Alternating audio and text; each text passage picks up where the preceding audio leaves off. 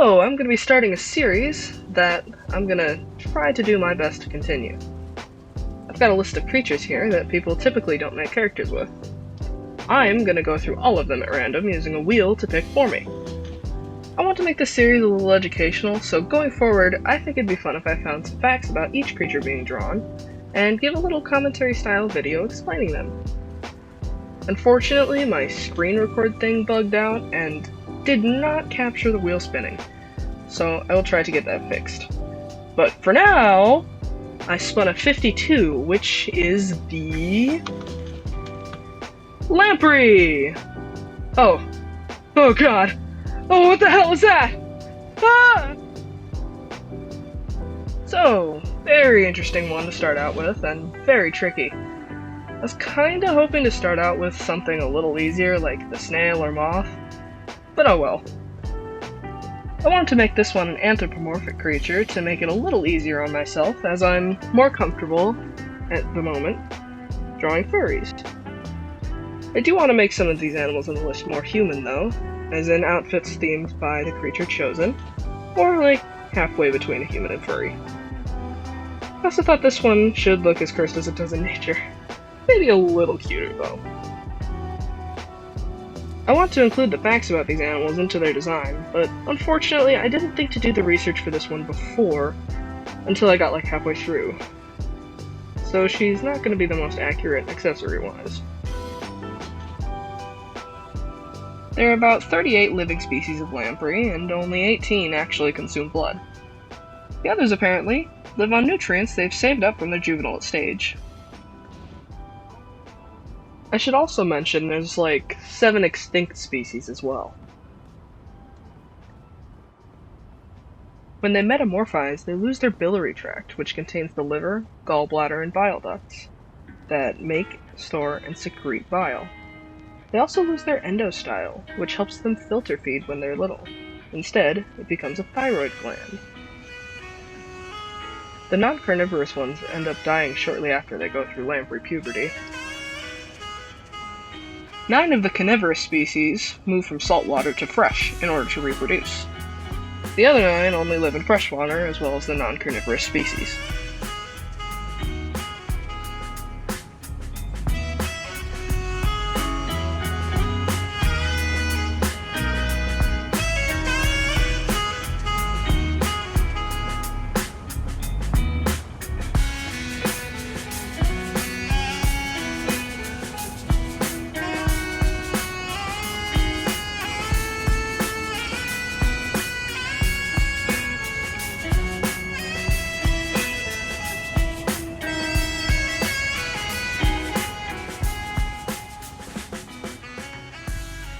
The adults tend to look like eels and have 1 nostril on top of their head, and the 7 dots along their body are actually their gills.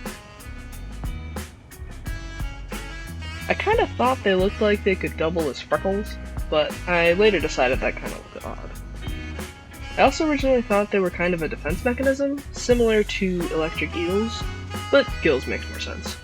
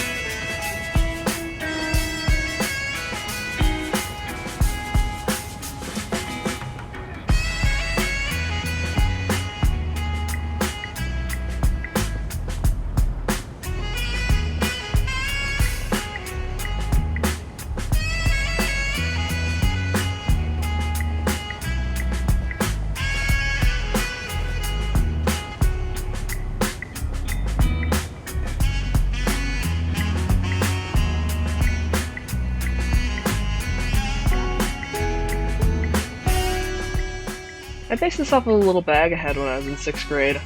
I didn't use it very often, but I really liked the fact that it was circular and had a cool pattern.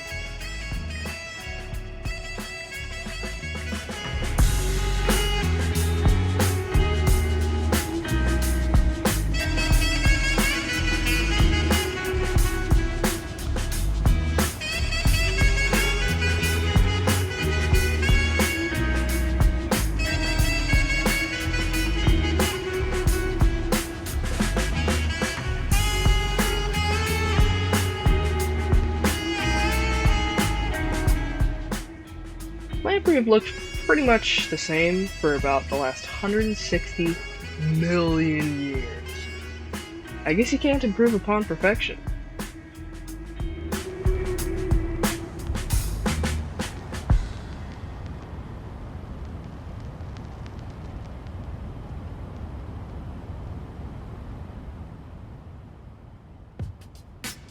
I wanted to make her kind of bookish and cutesy because I feel like despite the way she looks, she would want to show that she's not a threat. She's spooky, but cute.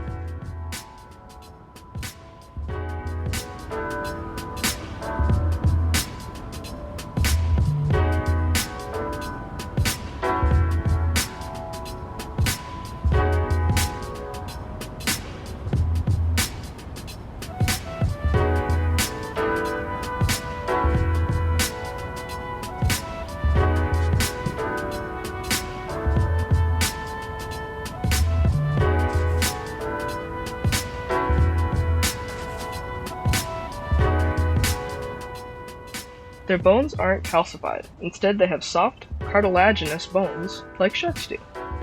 But they are nowhere near related. Lamprey are more closely related to hagfish, which are the only other jawless fish.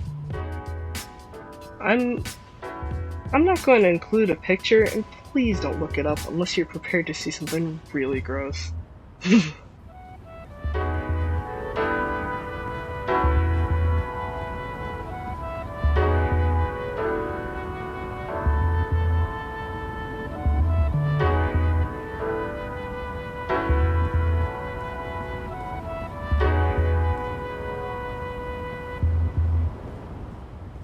I didn't quite know what to do with her socks, but I knew for sure that I wanted to do those adorable white ones with the ruffles on top.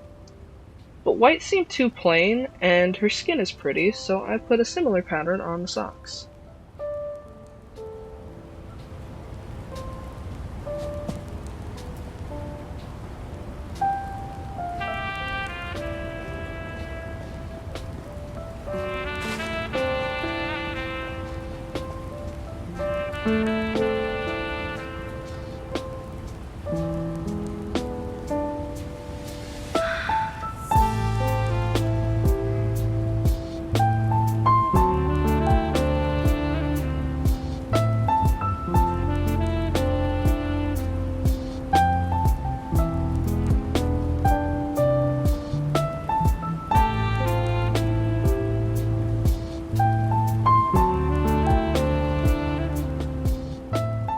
They are darker on top so they blend into the ground when seen from above, and lighter on the bottom so they blend into the sky when seen from below.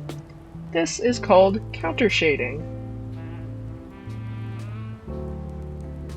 I think the spots on the back are actually kind of pretty. It's just the horror movie math that I can't get past.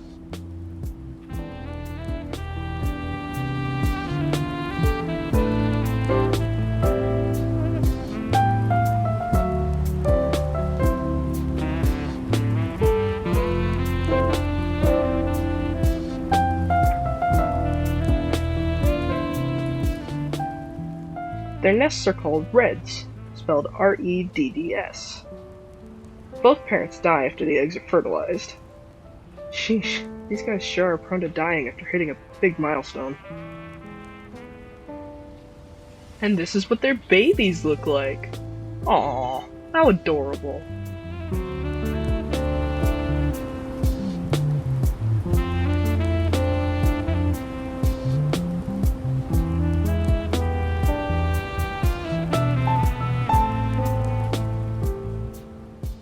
Lamprey spend about a majority of their life in the juvenile stage, which is also called the amositi stage, and dig into the sediment to filter feed while adults latch onto the other fish to consume their blood, which is why I drew a fish on her bag and made her accessories red. I wanted her skirt to kind of represent the water and her cardigan sweater thing to represent the aquatic plant life. I originally thought they exclusively lived in murky water, but I guess that's not the case. Lamprey tend to live in coastal and fresh water. They're very sensitive to high temperatures, so they can't be found in more tropical areas. They're also very invasive in the North American Great Lakes, as they don't have any natural predators to keep their numbers down.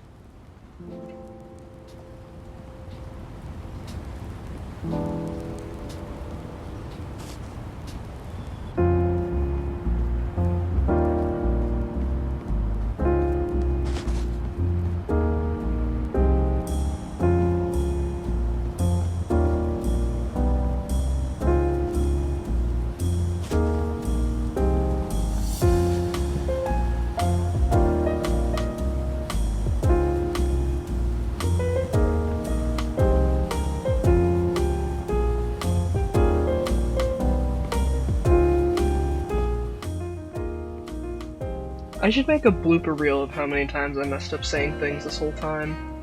Like, seriously, try saying cartilaginous or MCT without messing it up. Brag if you got it right.